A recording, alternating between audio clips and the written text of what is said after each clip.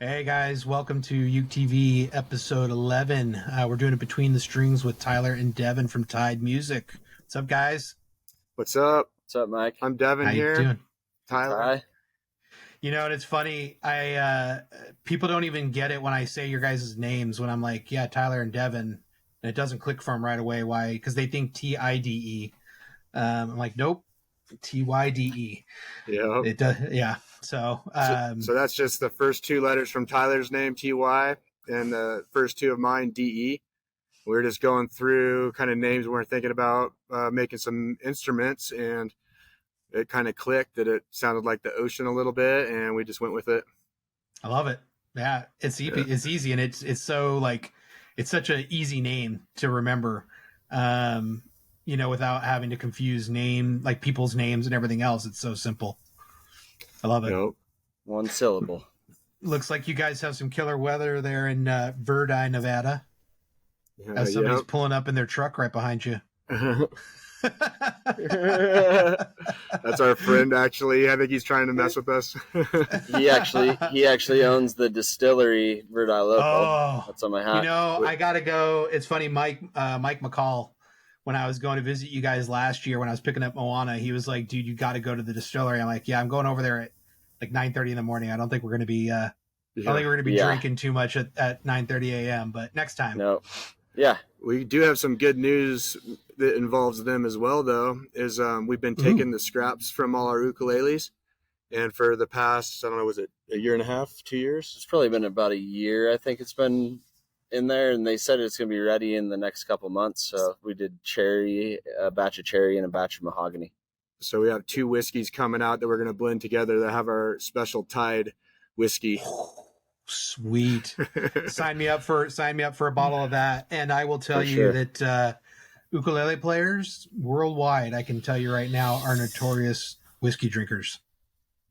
That's funny. I mean, nice. It's funny. I was over in Japan with one of the guys from the Ukulele Guild, John Covey, and he was seeking out Japanese whiskeys all over the place.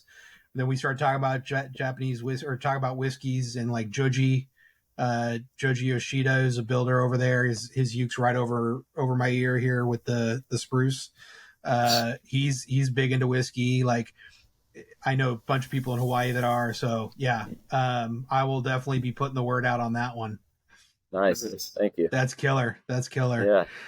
So yeah, you guys have an interesting background compared to, I think, a lot of, builders, in kind of how you guys came about this. I mean, you have a large background in sort of woodworking, and if I'm mistaken, apologize, like doing some construction work and things like that.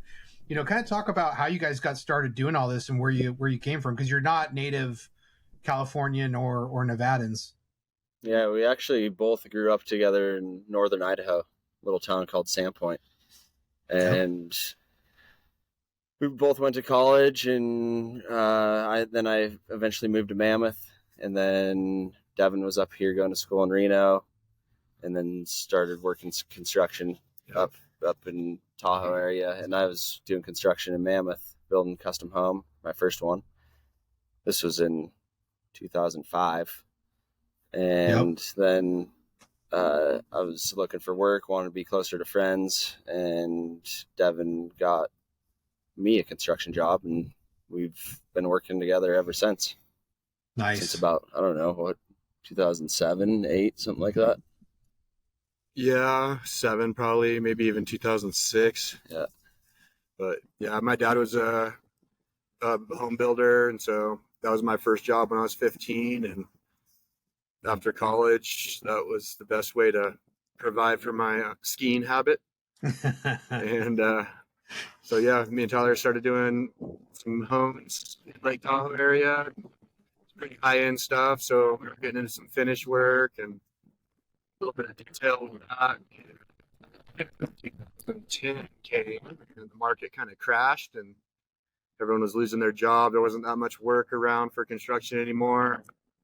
We remember these crazy dudes that came on. We're doing like all this artistic handrails at one of the jobs we were working. Oh, nice. And Tyler actually hit him up for a job. He has a furniture company. the roundwood furniture. And so Tyler got a job there, and then eventually I followed him into that, and we were doing some pretty high-end artistic furniture. And Klein there actually taught us more about how woodworking could be sculpture and art. You know, his whole tagline is functional art is what he makes. Yep.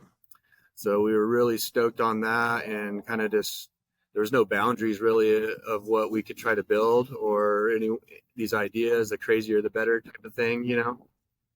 And then like my family was going to go on a trip to Hawaii. First time I ever been there. We went to Kauai, and Nice. me and my dad have always played music growing up, but I never really had an instrument that I really stuck, you know. I always wanted to play guitar, grew up on violin and trumpet, but I wanted to play and sing kinda. And then we found these ukuleles, and we're like, damn, these things are sweet. We can pretty much play anything on them. They're kind of easy to pick up. I can lay down in a hammock and play it, you know. And so we both ended up buying some kind of cheapo, not too cheap, but like some kalas, you know. Mm-hmm. And we just jammed the rest of the week on the beach. And then at all the different ukulele stores we'd walk by, we'd go in and check out, and I'd be drooling over the sweet ones, and then couldn't afford it or anything like that. So I was like, when I got back, I was like, Tyler, you want to try to make a ukulele with me? And he was down to do it. Sucker. So yeah. And so we found some scraps from the furniture that we were building, and built a couple of ukuleles. Yeah, our first ones were reclaimed like cutoffs from walnut table, and then Nice. we got a redwood beam that we took out of our friend's cabin. He was doing a remodel, and that's what our soundboards were. We built that was our first like soprano concert, tenor, baritone. That's what we did, and then we debuted at the Reno Ukulele Festival. It's still actually happening, which is huge. I mean, that's a big show. It's not, that's one of the more well-known ones out there. In terms of uke shows, you got Reno, you got LA, some on the East Coast, but that's a pretty big one to debut at. Yeah, we had a decent response, so it was I'm good. not surprised. I'm not surprised given I don't remember what the first ones look like, but you guys clearly had an aesthetic for design. You clearly know how to do quality woodworking. How did you guys actually learn to build an instrument, right? Like, where did you guys sort of pick up the, how to do bracing and, just some of those things and thicknesses of wood and all that? Mainly just self-taught from books, YouTube. Nice. We bought plans, and then we were doing kind of more traditional, just learning. And then we were like, wait, we have this sculpture furniture background. Mm-hmm. Let's make the edges round instead of cutting into your forearm. Like, let's make it comfortable for people to play. And that's where we kind of I think that was the next year we went to our second ukulele festival in Reno. And that's where we kind of started doing armrests, and we have one called Fanger, and it's like Devin still plays it and has it. It's like 3/4 round, so really heavy round all the way around, and it's out of Paduke and red gum. Nice. And we just kind of figured out we could, manipulate it and, not be traditional and try something different. And it's been working out, and we've been doing a lot of roundovers in most of our builds, and people like them. They sound good, and it stiffens up the sides. And actually, if you think of a speaker, it's a rim, solid metal rim around a speaker, and then there's the cone that vibrates, and we kind of just sort of going with that. A lot of trial and error. And error trying to figure out all that stuff. Yeah. And I think, and especially with what you guys try to do, right? You're not, like you said, you guys are not traditional. You're mm-hmm. not. I mean, even going, let's talk about, where I think your guys' name started coming into play a lot was when you guys started using not just reclaimed wood, because that's not a new thing, right? I mean, I've got builders all back here who have used reclaimed wood from, barns and water towers and, whatever, railroad tracks, things like that. But I think where you guys started consistently building your name was your builds. I mean, they look reclaimed, right? So you have one of the bodies there from where the top is from one of the Tahoe docks that got torn up. Exactly. And so it's not just that there's holes in it, but I mean, look at the texture.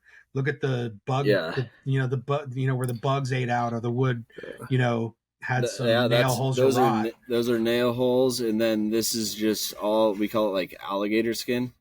And that's all just like beat down from the sun and the rain and the snow and the ice, sand.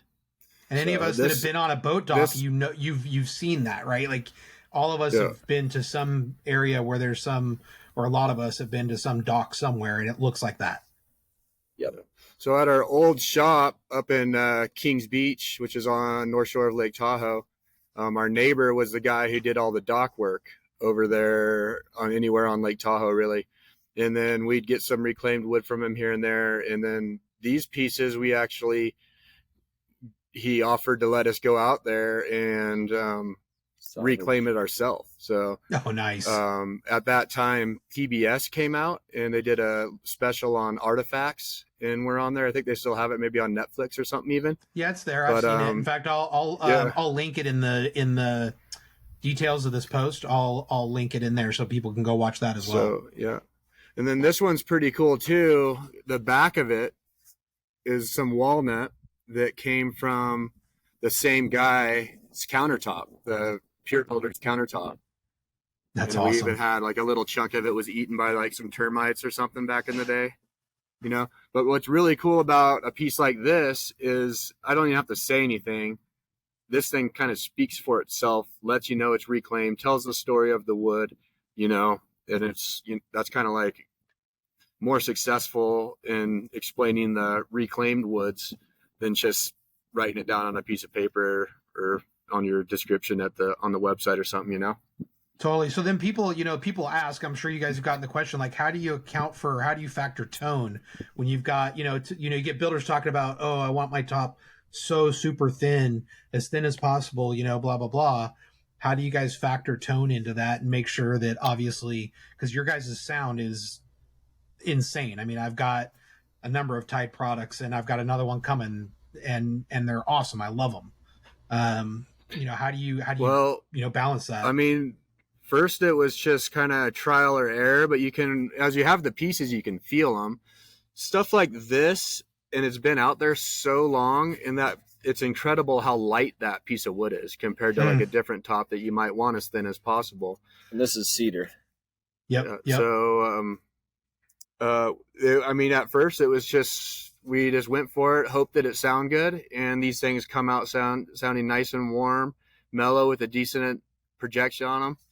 We had one for a while that didn't sell for a few years, so I ended up playing it a lot, and that was kind of probably one of my favorite tones that I had in an ukulele for a while. And then finally some guy got it, and I've been sad ever since. But we just kind of get it pretty thin, We're kind of guessing on that a little bit with like our traditional thicknesses with like a cedar top with the low points of that one. And then we let the highs kind of just be there. But you'd be kind of amazed with the ukulele and the small body, I think you can get a lot of good sound out of a lot of different woods, Oh, absolutely. So, and I think, that's the thing. It's funny when you look at that uke, if you just look at it, it looks heavy because of the natural, and the round and you're like, okay, that's going to be a heavy uke. But what you don't realize, like you said, that wood is so aged that you're already working with a lighter piece of material to start, even though it's got all that, extra, on the outside, it looks like there's a lot there, but it's really not. It's a nice light top. The rounded edges also give the illusion that it's extra thick too. And people think like the sides are like this thick, but our sides are just traditionally bent. We layer the Yes, baby. Moana, good to see you. Yep. But yeah, we get that comment a lot. Everyone grabs a uke and they're like, "Oh man, I thought I was going to be a lot heavier than that." Funny. And People that, think and like that, this is like, it's pretty brittle, like the cedar. Yeah. So inside I did a bunch of patchwork with veneers and super glue, and I've done some. Now it's stout and stable. But it and super takes resonant, obviously I'm sure. takes a lot of time, but in the end you get something super natural. And I mean, you guys are unique. building functional art. It really it is, and I think that's one of the things that is classic of TyDe music, right? The second thing that you guys did that I took this uke with me to I took this one to Hawaii with me in February. So when I went on my 3-week trip, I was in Oahu for a week. I was in Maui for 8 days. Then I was in Kauai, and then I was in Molokai visiting Eric Devine. And so I wanted Moana to come with me because there were a number of people that they had heard of you guys, but they hadn't touched your ukes yet. So like Sean Yakovon hadn't had a chance to really play one much yet. Mika Kane hadn't really gotten a chance to play one yet, who, records for Sean. The guys at the ukulele site, so like Corey and Calais, they had played them, but I wanted them to see, kind of what you guys had been considering one of your top end ukes that you had really ever built. But this thing got played by everybody. I took this out when I did the first UkeTV episode, so people like That's Jake awesome. and Jake and Taimane and Andrew Molina and all them got their hands on it. Isaac Peters, I think, got to play it. Sean Yakovon, all those guys. Then over in Maui, I busted this out with Steve Grimes. He played it. Eric Devine played this. There was a number of people. I think the guys at Ukulele Underground also played this as well. So Aldrin Guerrero and his crew.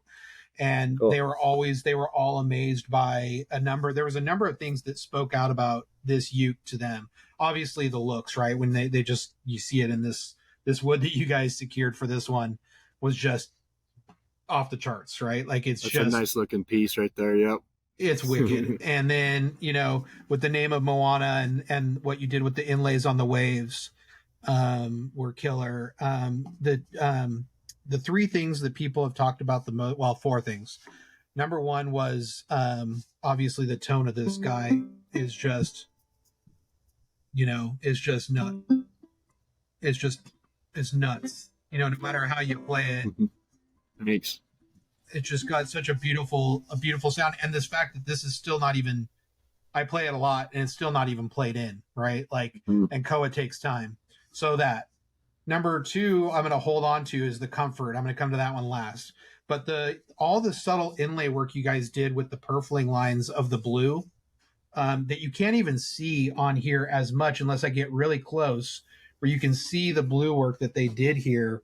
It's on the inside of the sound hole as well, or the side port. It's on the inside of the sound hole in here, and all the way up to where my favorite part is the work you guys did on the slotted headstock. Yeah, it's just freaking fantastic. It's just so clean, and it just works without making it overdone.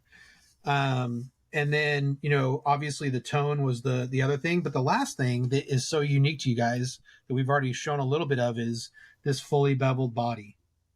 We're all used to seeing bevels, here, on the lower bout, on the bass side for that arm comfort. But, we're not used to seeing a fully beveled body where the entire thing is rounded like you guys talked about already. Talk about, I know it's you talked a little bit about it, but, it seems like you guys are pretty much doing it almost as a standard now. It was an upgrade. Is it still considered an upgrade, or is this something you guys just kind of include in your pricing now and just the pricing is baseline a little higher? Yeah, we've been doing mostly, like, we have some apprentices now helping us out, and we've been like it's a feature that people like, and it is $500 for the top and $500 for the back, and we do include that in our prices. Well, it's still an upgrade. Yeah. I mean, we have a couple instruments out right now that have just an armrest. True. Okay. But I mean, all the ones that we're making for like spec pieces, we're putting on there. So pretty much, I mean, I think that kind of holds us a little bit away from other people. So those are the ones that I think sell them the easiest and that people like the most. So if we're going to build them, we're going to try to sell that feature or just build them like that anyway, unless you ask really. I mean, the comfort, as everybody that has picked it up, even like Corey and Calais, who have played a number of your guys' ukes, because you have sold through Ukulele site, some chunk of times, even when they pick it up and they just hold it to their body, they're like, oh my God, this thing is just so comfortable. It's just so comfortable to hold, because even when you're, grasping, if you're finger picking, right, your hands a lot of times are kind of rubbing right around this area, and it's just it's just so comfortable and smooth just to sit there and feel that. You can just feel that, that roundness. And then where it's sitting against my body, there's nothing on this uke to push in on me anywhere. It just it's like you can cuddle with this ukulele, I mean, we do have one client that bought a uke, and he does sleep with it, actually. Cuddles right up to it every night. But I mean, there's no reason your ukulele shouldn't be comfortable everywhere. No, it's totally true. But it's like one of those duh things, but really there is a lot of work. You look inside there, and your guys' kerfing, it's to handle something like this, like Tyler had talked about, in building up these edges to be able to handle the round. Yeah.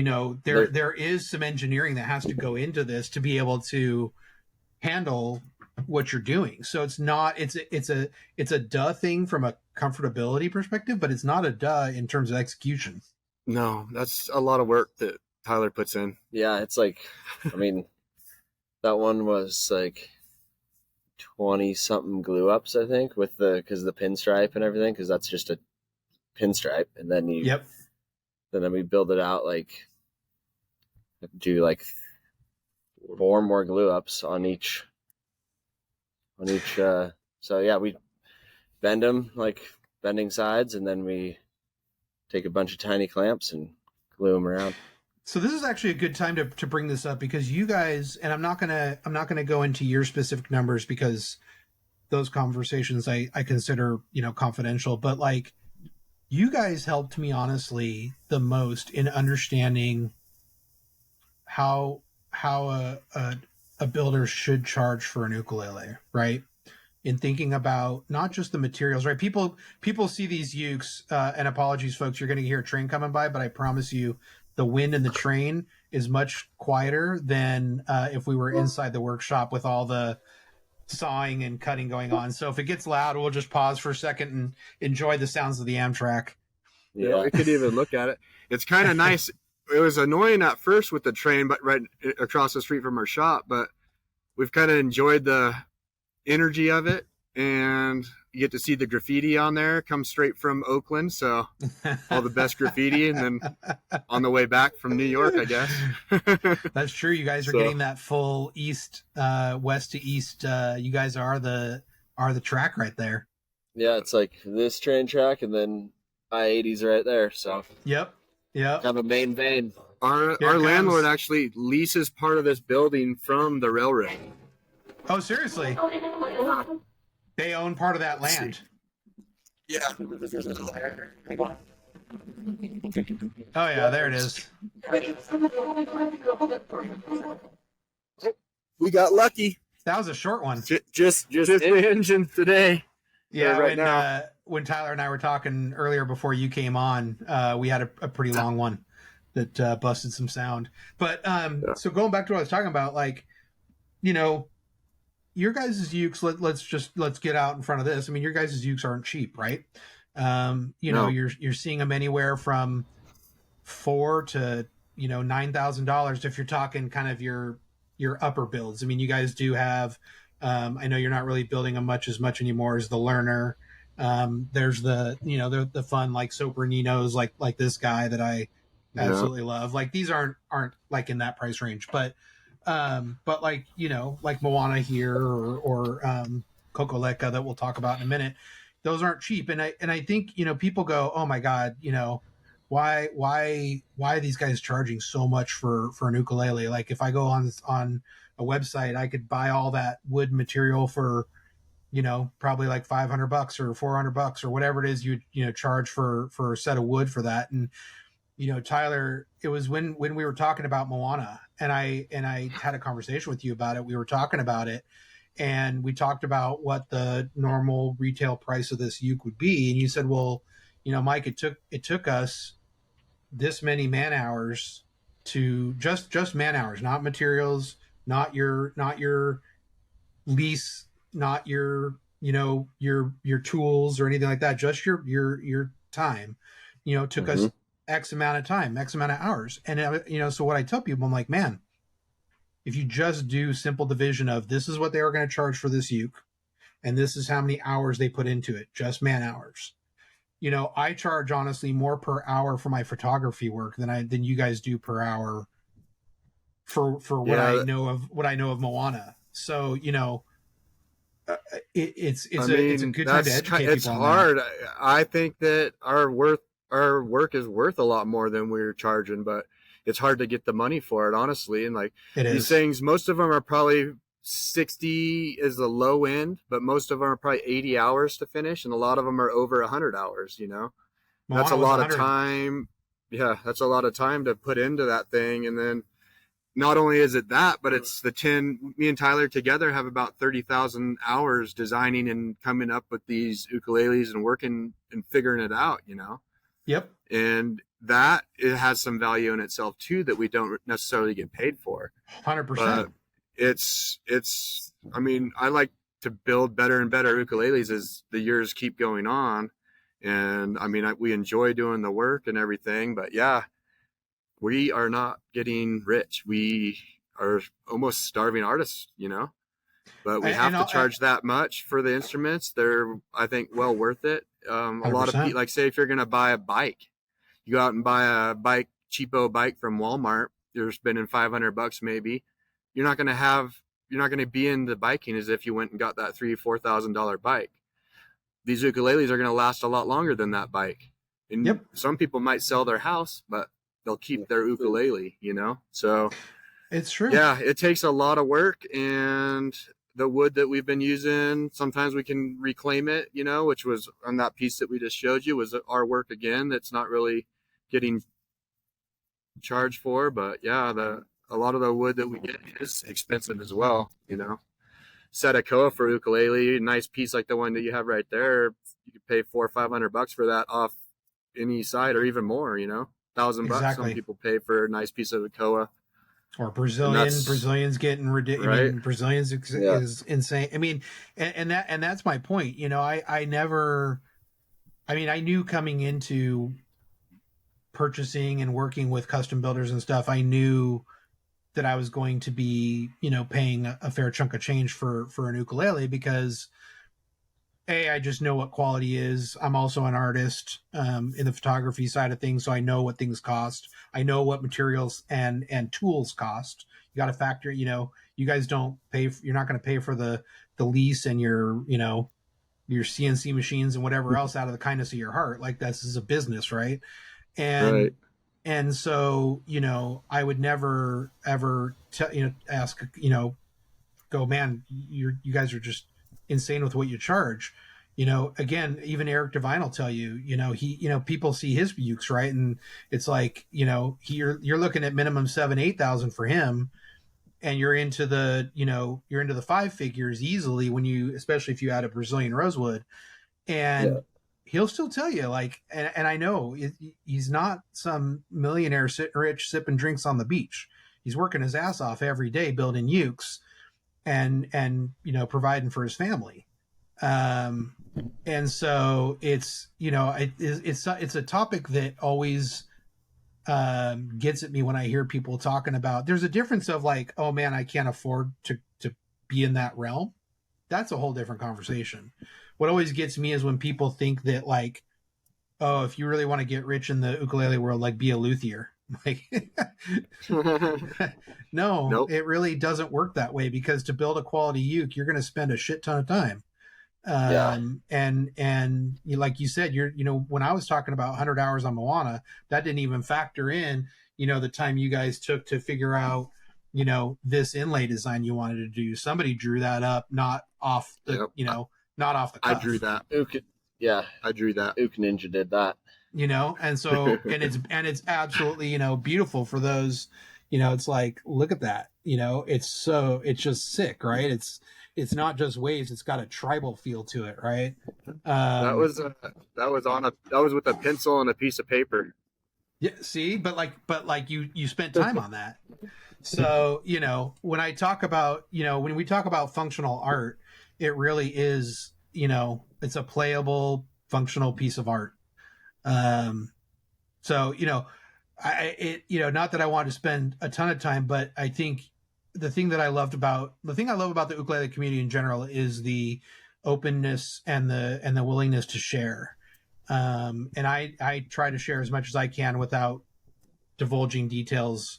Like, I'm not going to get into your guys' specific numbers, but like, how we all drive this whole thing forward is trying to educate people in what we do. And it's one of the things I love about ukulele is people do talk and share information. And, guys like you, I want to, do as much as I can to push it forward. Nice. Well, appreciate that. If your ukes take a little bit longer to sell because of the price, well, I think that's, they do sell, right? Like, I've seen some of your ukes for whatever reason. Like you said, you had that one that was a piece of the reclaimed wood that for whatever reason it sat for a little bit, but there's somebody out there that it's speaking to. It's just got to find that match. Right. And your guys' stuff, it sells. So you're in the right realm, but I want more people to know why these quality ukes, are in these ranges that they are. Not just you, but any quality. I mean, I've got a bunch of builders back there that are right in the same range as you guys. And if I asked any of them this topic, it would be the same story. Yep. So,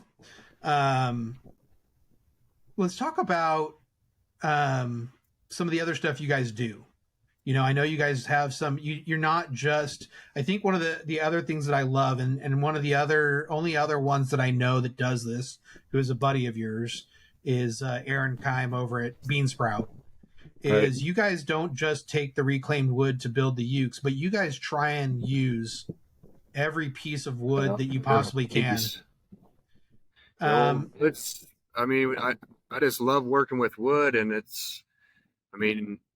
can be abused in a way. And I think it's just kind of giving respect to it to be able to use as much as we possibly can, and we've developed some other products just for that reason, Yeah. So show us some of the stuff you guys are doing. So, it's cool. This is probably one of the first things that came with that idea.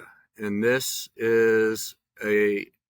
one has a painted front on it from Tyler's girlfriend there, which is pretty awesome. Oh, I didn't realize she did those. Yeah, but then this one is just this block right here we cut out, and then we glue a face of some bamboo scrap on there, and now we have a little phone amplifier. And that bamboo scrap's from our friend at Slant Skis, and this is the core to his skis.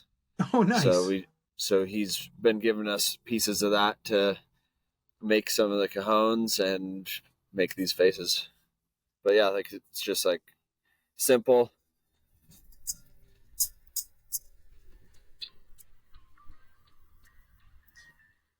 And maybe I can set it down right here so you can see how it just holds. So it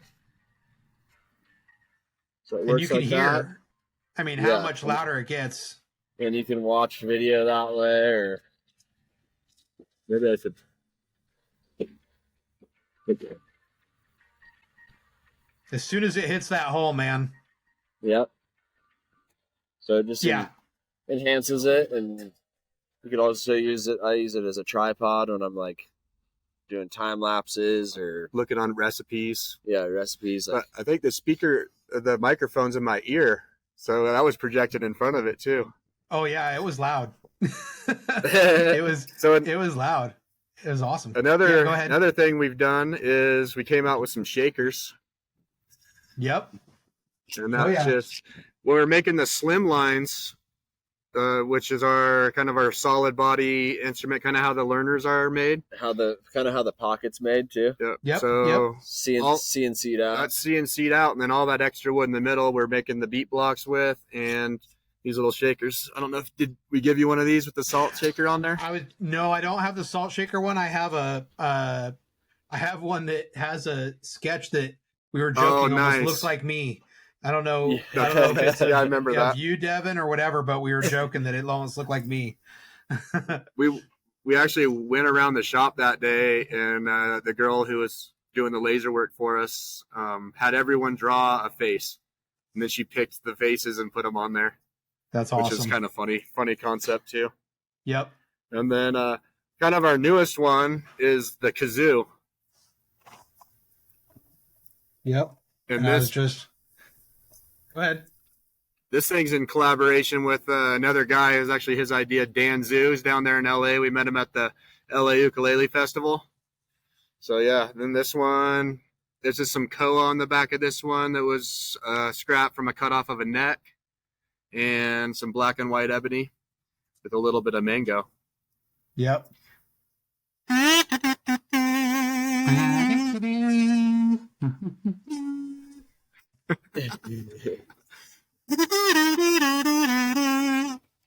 So remind me before we go on to the next thing, what's the story behind the 3 circles? It's actually kind of funny. We use the same logo as Roundwood Furniture, who founded Roundwood, and we're installing a table, or we were installing legs on a table, and he drilled through the top of the table. Oh, really? And so it actually started with 4 dots, and then he switched it to 3 dots, and it just kind of is to be continued. And always evolving, and it's just ... I love it. It's simple, it's bold, and we actually our TyDe shop was actually we had it for maybe 4 years. We were in the same, we had the furniture shop and TyDe in the same building. And then we don't, if Klein was sitting here right next to us, he'd be a little bit bigger than me. So always the joke was Klein's the big dot, then middle dot, then little dot. It was kind of funny too. Yeah. So yeah, you have a couple other things. Yeah. And then, we have the cajon. I got this other one. And then we actually have these too. These are just little spatulas, little kitchen line we got. I should have brought mine down because I have one of the spoons. So this is just from a neck cut off.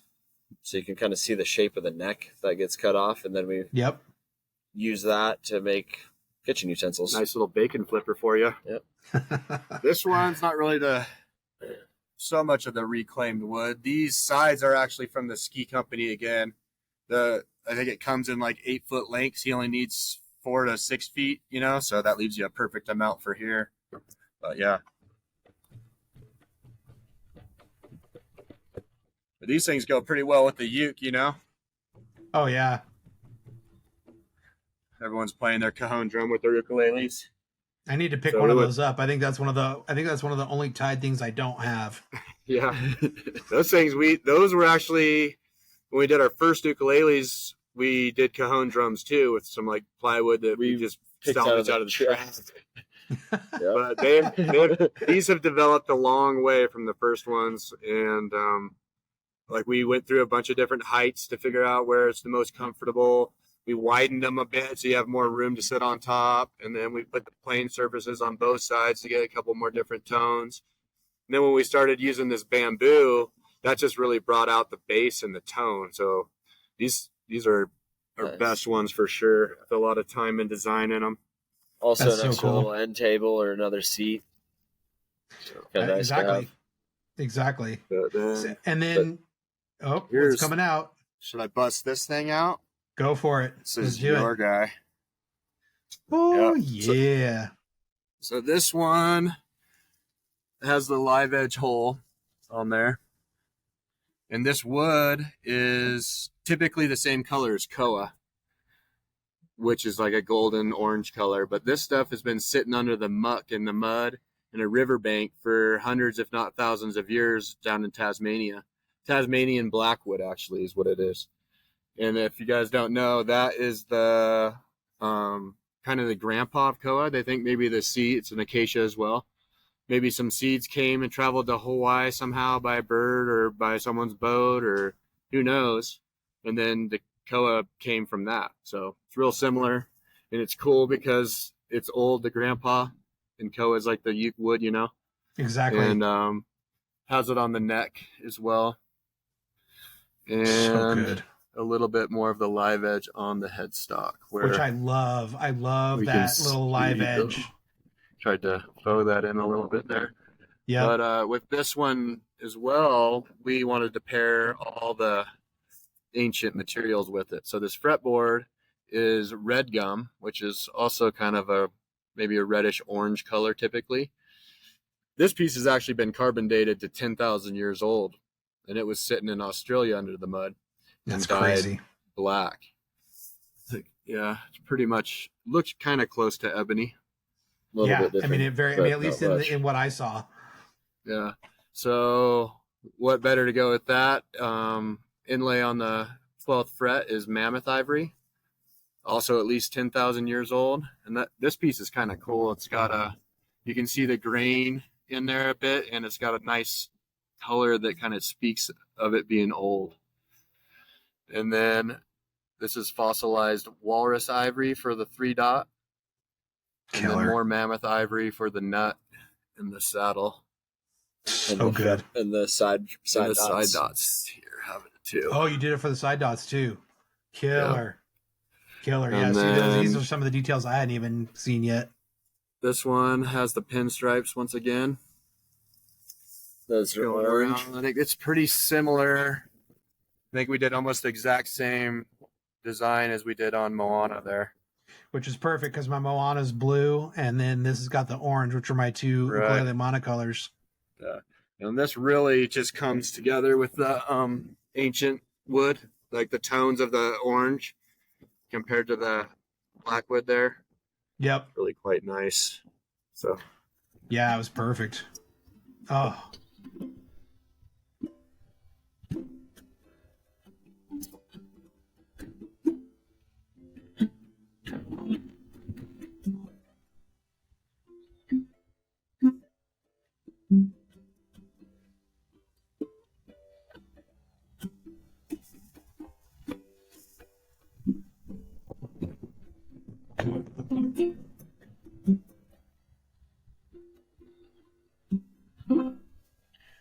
sounds pretty good too. Dude, I mean, you're playing this outdoors with the mics being your Little earbuds. You know, yeah. and the wind is just cranking and that thing is cutting right through. Yeah. It's got a nice warm balanced tone. I think these older woods like that, the reclaimed stuff, this ancient stuff, like we've always been pretty impressed with the tone.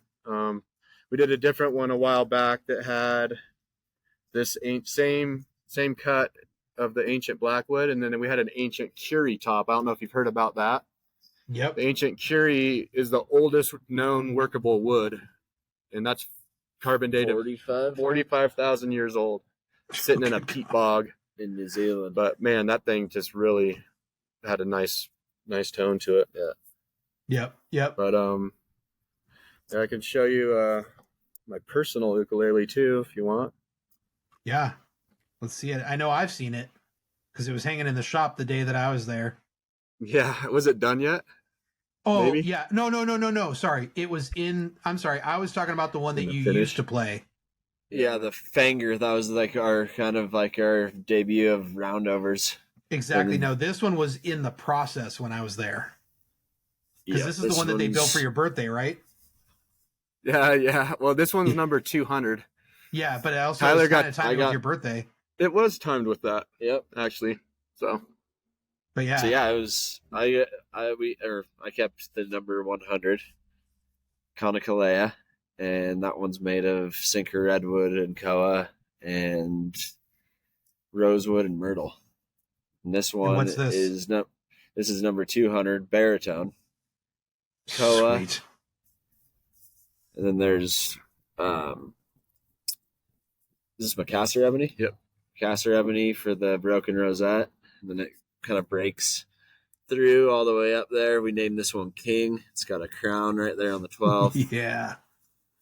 And Devin's nickname in college was King. And yeah, then there's like broken headstock. Love it. So you can kind of just, and then some pearl and some nice Gilbert tuners. Killer. Those things are super smooth. But yeah, pretty they nice are. piece. It's gorgeous. That thing's got to have a nice low rumble to it. Yeah. I mean, with the Macassar ebony and a baritone.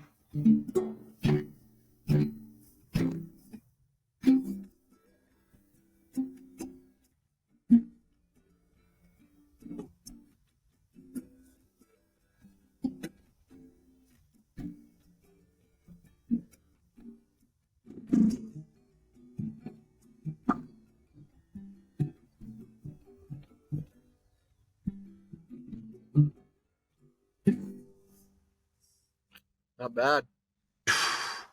So good. So good. Man.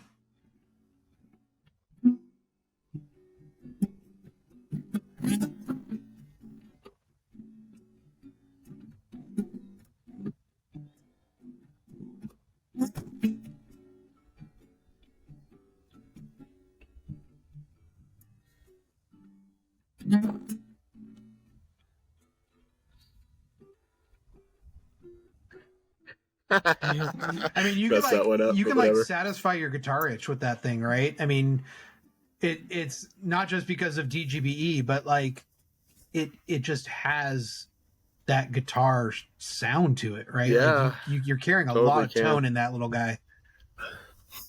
It's Guitars impressive. are for nerds, though. But speaking of which, Just I know kidding. I don't think you have one out there, but you guys have broken into that We side of the have. world as well. I actually meant to bring it out, but could run inside real quick and grab it if you Or we want. could We're run just talking through the about it. shop at the end of this, and we can kind of go through your Yeah. little shop tour.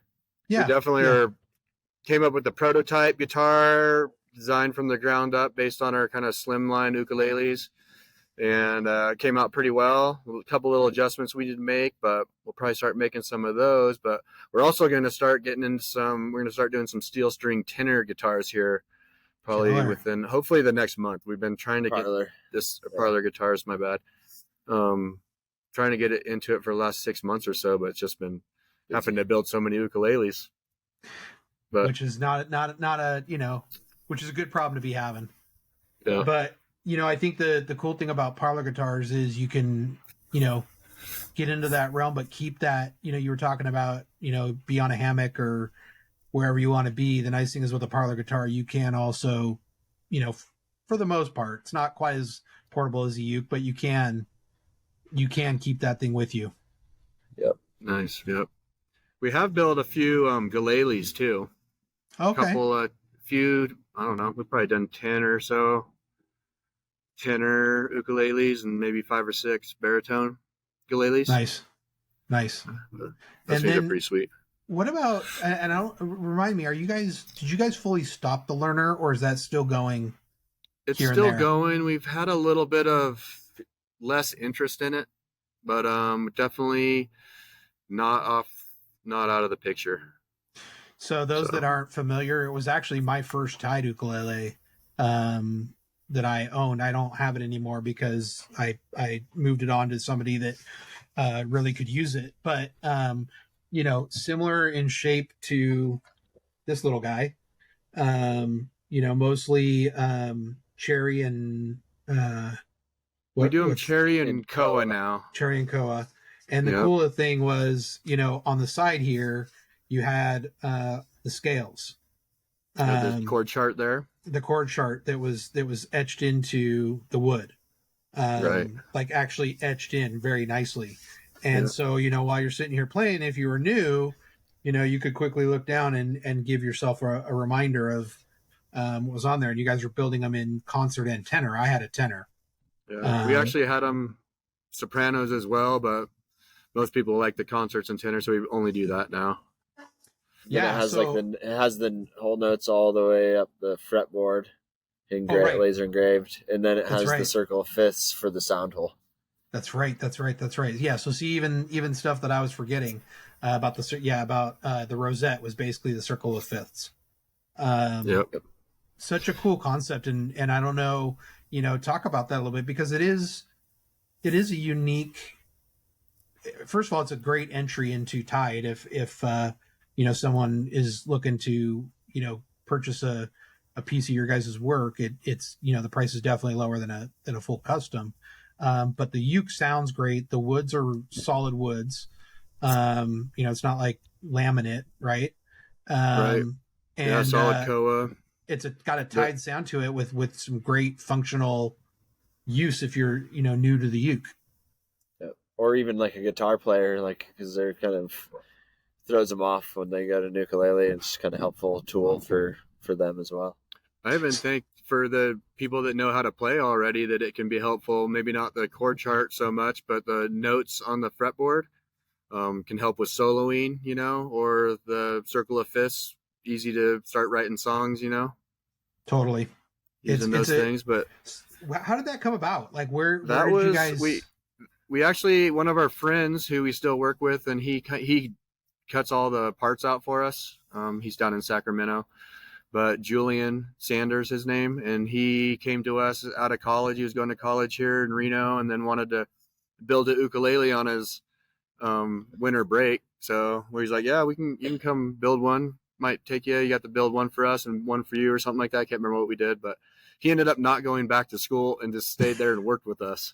It was hilarious. But he had that one was out of reclaimed skateboards too, Yeah. for like the neck laminated, so it had all that coloring. But after he was working there for a while, he had a laser machine. So he's like, dude, I got an idea. Let's do the chord chart on here.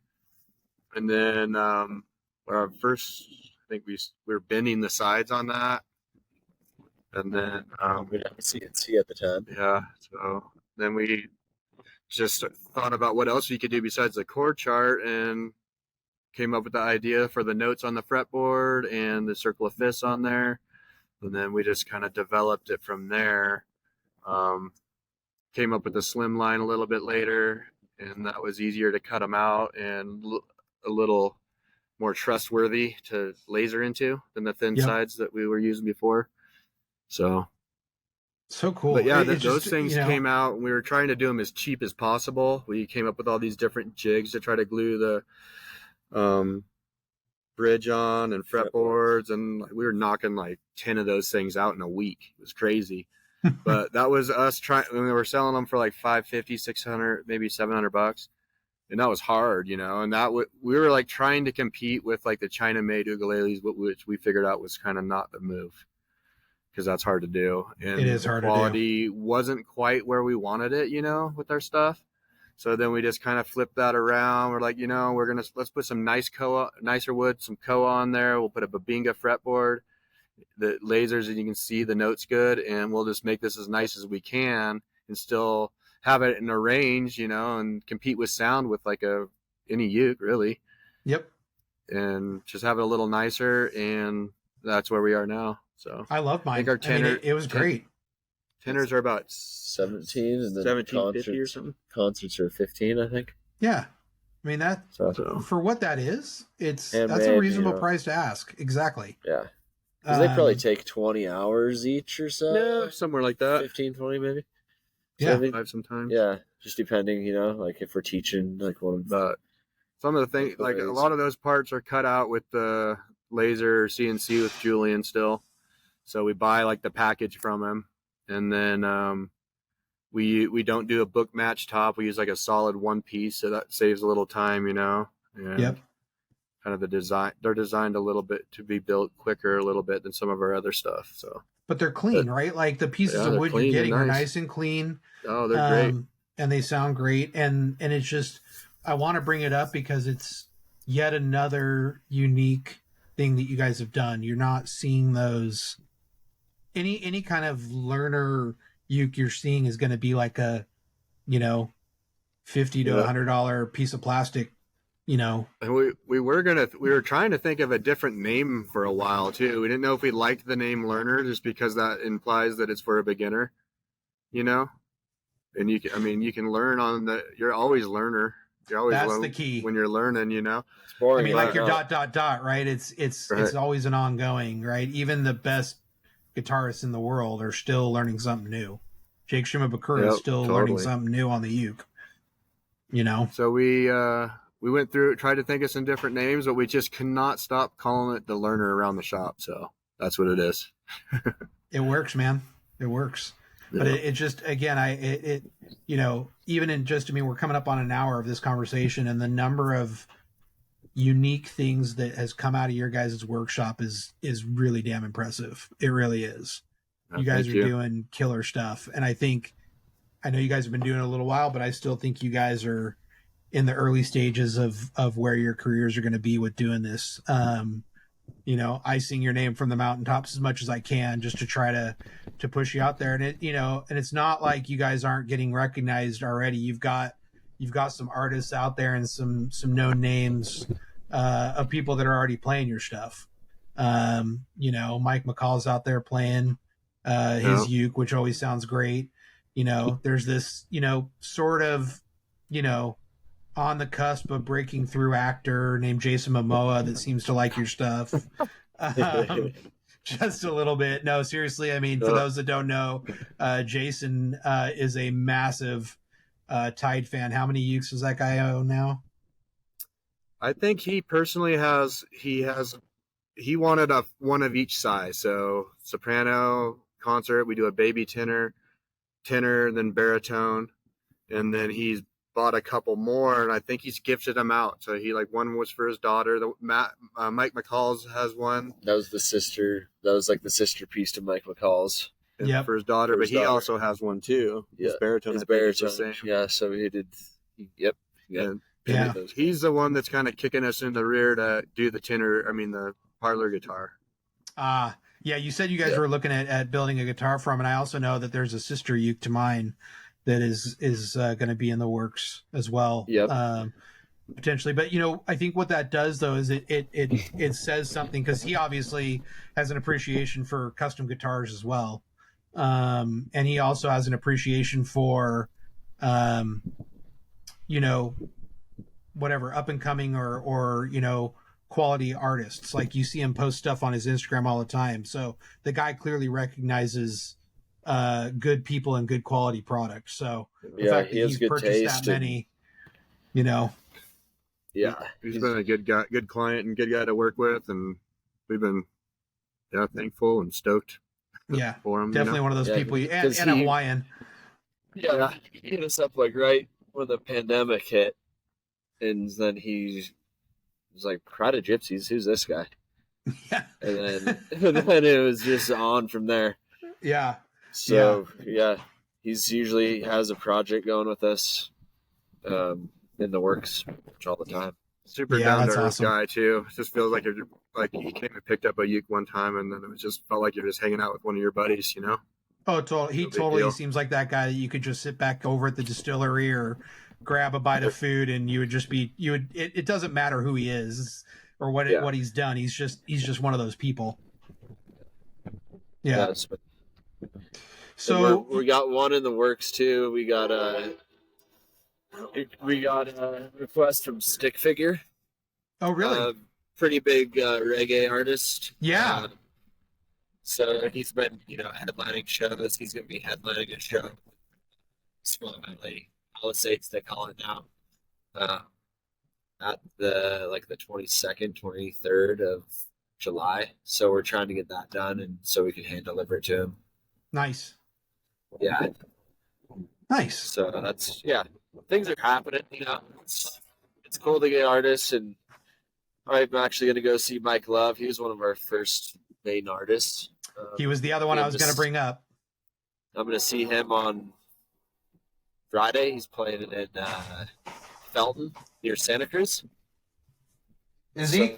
It'll be cool to go see him and catch up with him. It's been since like last summer I saw him. So, and then we're trying to put together a TyDe 10-year party for this summer. And I was trying to find his album. I was trying to find my Mike Love vinyl. Nice. Trying to get Bobby Alou from Australia to play that. That's all in like the works. I've been trying to get a hold of his like agent over here, but hopefully we'll see Bobby over here. At least he'll come to the shop and buff his uke out for him. It's been when is 6 years or 10-year? something like that. Well, it's kind of like February, I would say, and then we're gonna try to find. We're just gonna like play by ear with what dates he can be around, and then find the venue. Well, let me know. Hopefully, he's coming to play in the Redwoods. I think it's like the 16th of August or something. So it'd be somewhere before or after that. Oh, perfect. It'd be killer weather there too. Yeah. Killer weather. So, yeah, that'd be cool to have. I was trying to get him and Mike. So if it happened in September, then Mike and him might be able to work it out. But I don't know if Bobby's staying on that long. All right. Well, let me know. So they're busy. They're busy boys. Yeah, it'd be sweet to see you. Tour life. Yeah. Well, let's if you don't mind, let's go over to the shop for a few minutes. Yeah. And and see how it goes. So this shop was the old Verdi lumber company built in 1960. That's killer. So it's got that vibe of a bunch of lumber in here before. And we're in fact, walk us over to that. Turn around to the your stack of wood. The stack of wood.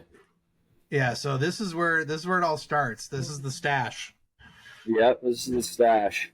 And I've been through it. It's pretty killer. They've got some cool stuff in there. There's some more reclaimed. I was gonna say, do you still have the one that we had set aside for me, or did that get all put back? I think because once it might be. I think it is this one. Maybe It might be either this one, might be that one, or this one, or that one, or it's I the can't body remember. that we're making. or it's the body you're making. I think it's the one. I think it's the one you're making because it had 3 Is it? holes. Yeah. Did it have 3 Yeah. holes? Yeah. It's such killer stuff, man. Yeah. That's that. We You got could have a. too.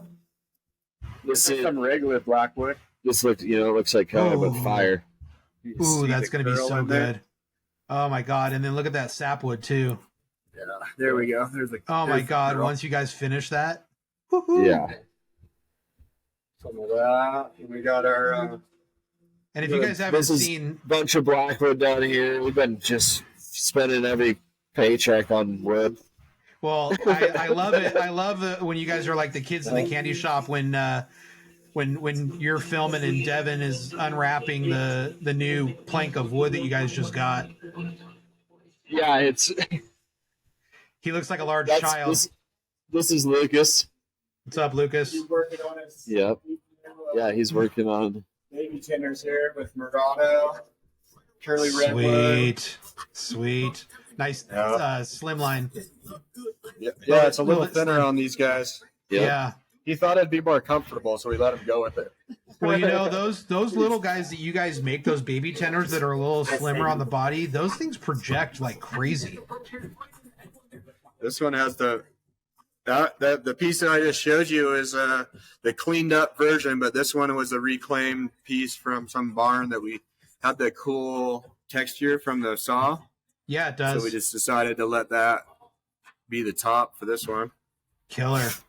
The Murado again on the back, Palfaro they call it too. This is kind of like what's going on right here with all our new stuff.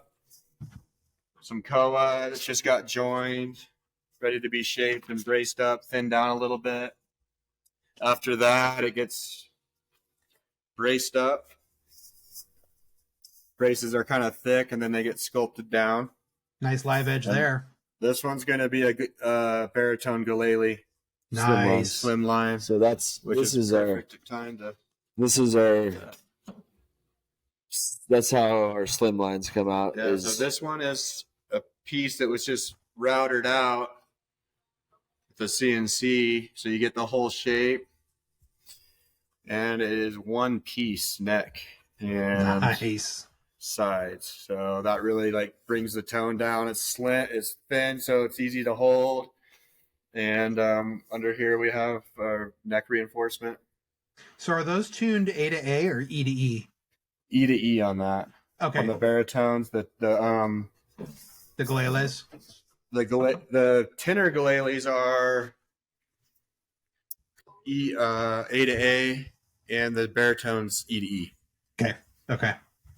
And this one right here is the neck for the fretboards being glued on right now, but the headstock for the reclaimed one. Reclaimed Tahoe. So that is blue. Beautiful blue. Yep, we put that in there because the blue for Lake Tahoe and kind of went pretty well. Oh, it's I don't know gorgeous. if you can see through the clamps, but it's got the turquoise side dots as well. And then it's got live edge here too on the fretboard. So it's kind of unique. So when that's hanging one. over That the was a body, tricky that's one, going to yeah. really, it's going to stand out. And then this is an old, I don't know if Devin said, but this is an old shingle off of a boathouse on Lake Tahoe. That's cedar. Oh, really? Yeah. Oh, that's cool. So it's like 100% reclaimed, except How many the of you guys? inlays. How many of you guys putting out about a month? Or a year? Maybe 4 months. 4 months, yeah, something Okay. around there. Maybe. Okay. Yeah, if we're lucky. Got another Nice. Koa live edge. Is that the one that you've been posting about?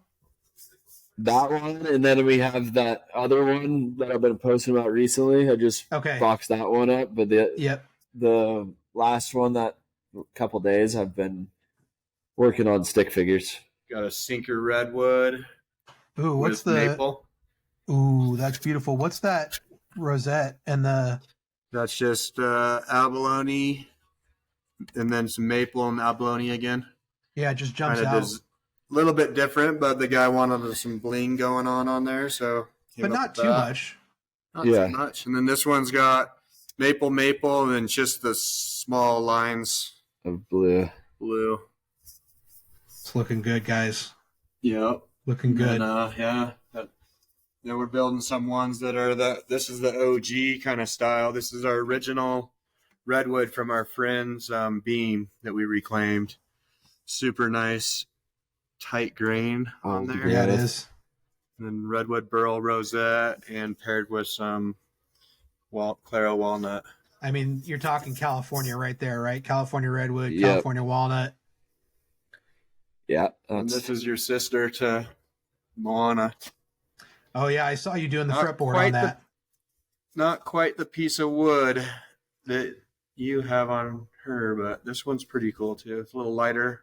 It's going to have some nice curl once it goes, and this dark little stripe's pretty cool. Yeah, it's funny. I talk about trying to hold on to like one uke per builder with what I've got. I don't think I can let Moana go as I keep playing her. I don't think you should. I don't think this I is should either. our side bender Nice. we made. Oh, you guys actually made that. Yeah. Yep. We got Nice. another one in the works. Just can't seem to get to it. And then we got the guitar one from Wow. LMI. But Man, yeah, it's always busy. Things have changed even since I was there last year. yeah. I mean, it's The structure of the workshop has even shifted a little bit. yeah. So this is our work bench. These are- It's got Lucas's bench, Evan's bench over there, my bench here. Got some Koa. We're gonna do some Koa next on these next ones. Nice. Been milling that up for the last couple days a little bit. Tyler's little work zone. He's got another. He was just in the middle of carving some braces here. It looks like. Oh yeah, flip that over. having a little coffee, and then it's a really nice little that. live edge one here. That's killer. And clamping up some liners here for the rounded so those edge. are the clamps for the rounded edge. So that's just one side. Then you do So this is when you guys are actually clamping in like your version of the kerfing on the round edge. Correct. Got it. And our newest member of the crew, Nico, over here. Hey, Just a boy. He's he came over with a resume out of high school. He's the young one. Yeah. Ooh, look at that color. I had to take him in. That's for Scott Woodruff, the lead singer of the stick figure. Yep. This is the back. This is the back to it. Especially with the reggae art, dude. That's gonna fit with reggae so well. He's like, I just want Koa. That's what I want. It's Koa. Well, but look at the color of that. Yeah. That's gonna be a gorgeous uke. I can't wait to see and hear that one. This one's gonna be super cool. This one's gonna be number 222. Dude, it's got that looks the like mushrooms in there. Yeah, I was gonna say mushrooms, but when you back it up, it almost looks like a cat. It Yeah. looks like cat eyes with cat ears. Yeah. And whiskers coming down. The soundboard's gonna have I don't even know where that thing is, but it's got a natural live edge that makes a mushroom out of it as well. Dude, I swear, like from just a design perspective, I could own at least like 5 or 6 of your ukes. Because I would love to have I've got Moana. I'm gonna have Kokoleka that we saw. I would love to have one of the Tahoe deck ukes. I would love to have one where you do the broken up rosette like you did on number 200. Like there's so many unique things you guys do where I'm just like, damn. That's the thing that's like the 3 dot. That's what we've been kind of doing. Like the live edge has been one kind of theme. The rustic boat's been another theme. The broken edge is kind of a new one, you know. The wave, we actually have another wave that I drew up as well. It's a little different than we made before Moana. So probably keep that a little bit. I don't know. Almost might be spent, but let's see this thing. Stand. This is our new stand. Is that going to be meant to actually? Are you going to glue that together, or is it meant to come apart? This is meant. Yeah, it has magnets in here, and then it just fits in, so you can bring it and travel in the car easy. Okay, so So when I go to my shows right now, I'm using these like fold down pop up ones that are really nice. They're the Hercules brand, but that is a much nicer representation to be able to hang the uke. Yeah, look, you got figure on that one. These are the walnut ones that Nico just busted out. I need one of those walnut ones. They're super sweet, dude. Yeah, Tyler, let's talk about this one's. Yeah, this one's probably calling your name on it. It's got the figure on the boomerang. It's exactly calling my name. Yeah, this one's sweet. I'd like to try one of those out for like when I'm taking my ukes to like local uke shows and stuff. Awesome. Killer. Yeah, we can show you how this one's the first little prototype. It's a little hair smaller than the walnut ones. It just hangs there, and then the walnut ones also hold you just a little bit further away from the back. But nice. Pretty clean, easy. You can have your electronics plugged in still, this way. Yep. It just pulls right off. Yeah. So yeah. And then are you guys just using what's the brand for the hanger? It starts with an S. String swing. String swing. Yep. Yeah, back here's where you guys have some of the extra stuff. Ooh, here's a dining room table. Wow. So there's that's all myrtle wood. That's amazing. And then this is we don't let anything go to waste. Here's the earrings. I've seen those. There's some of our product that we have for sale right now. See, this is one that doesn't have the rounded edge. Tried to keep it. Trying to go with something that's a little less spendy, but still has some cool stuff. There. Like it's got armrest. It's got a unique edge to the fretboard. Can't believe it was still in tune.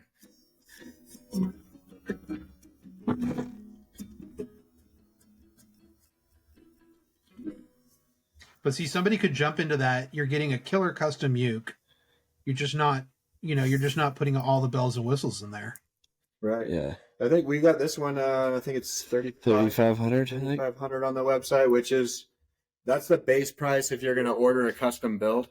Yep. But this one we just built out. We added a side port. We put the inlays in there and an armrest, and it's Koa and spruce. So, I mean, and it sounds great, Yep. right?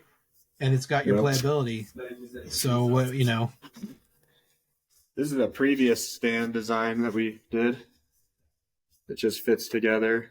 Yep. And that's could call even them more HVs or solid than something, they do, but they're not as thick and sturdy as that, Right. which is nice. Well, guys, I mean, you guys are, there's nothing more I can say. I've already, touted and wowed everything that you guys have done, but I could show you this guitar real quick too. oh yeah, let's see that before we wrap up, because I'd love to show that too, because this is something you guys are making a move into. Yeah, he's going to show you like the CNC slimline one, and then for our first one, traditional parlor.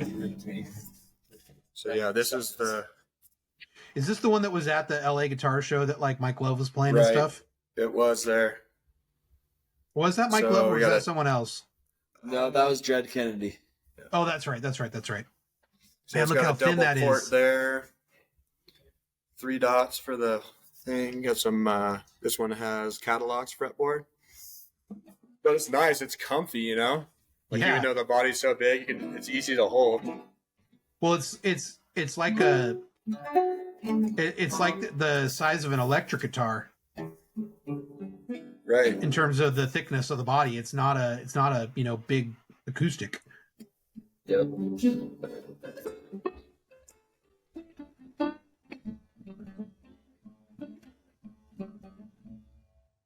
But yeah, it sounds pretty good too. Well, and for somebody playing solo, like with those double side sound ports or double side port, like Right. the player is going to get a lot of it's a sound to them. This one's a surround sound. Yeah, totally. No, this is a cherry on the back to match the sides. Almost looks like one piece. It'll trick you. Totally. And then the top is a pretty cool piece of wood. This is a locally sourced cedar tree from the Tahoe Basin. Oh, They sweet. died or got blown over or something like that. And then my friend was making some siding out of it, and he gave me a chunk to build some instruments out of. That's cool. Then this is our first. This is the baritone of our first. This is number 1 baritone right here. Wow. So this is taking the cutoffs from Klein's furniture, and then this is the redwood from our friend's beam from the remodel. So you cool. can see how traditional. Oh yeah. That That looks like a classic ukulele. Pretty flat back. Like we've come a long way. This What was do you number that? 413. Okay, I was gonna say, do you number So- your ukes all together, This is or do you eight- number them this- by category, Well, like baritone, tenor? We number all the kind of custom builds together. Okay, And so right now we're just about 230? we're starting 230. and this is 193. Yeah. And then but with the slim lines and the learners, we never numbered those. Those ones we just we put dates on them for a while. Yeah. Now we're gonna start doing that. We're assuming that we probably built maybe around 200 or so of those as well. So I think the Nice. total amount of instruments we've built is close to 400 or 500. That's amazing. Yeah. That's amazing. That's, I mean, in a 10-year span of doing what you guys are doing, that's pretty damn impressive. So yeah, it's been well, fun. guys- We've been loving it. Gonna keep Well, you going. do. And We're and inspired by nature, and we just keep going with the themes that let the wood speak to us. I've been dying to get you guys on there, Tyler. You know that. You and I have been talking about this for a long time. I think you were one of the very first people I talked to about UkeTV. And so, you know, I'm so glad that we got you on here. You guys, Thanks for having us. Appreciate what you're doing in the uke world. Yeah, yeah, thank you, well, man. likewise, not just in the uke world, but what you guys are doing in the world in general. Not just, you know, you guys are very much in line with what I'm about in terms of just being just good citizens of, you know, I guess Earth. You know, using everything you guys have, trying new things, and just having fun with it. You know, that's and it comes out in your instruments. They speak differently than others. So keep doing what you're doing. Oh man. All right, You guys. will. All right. Much Thanks, love, man. brother. All right. Talk to you soon. Cheers. All right. See you. Bye. Bye.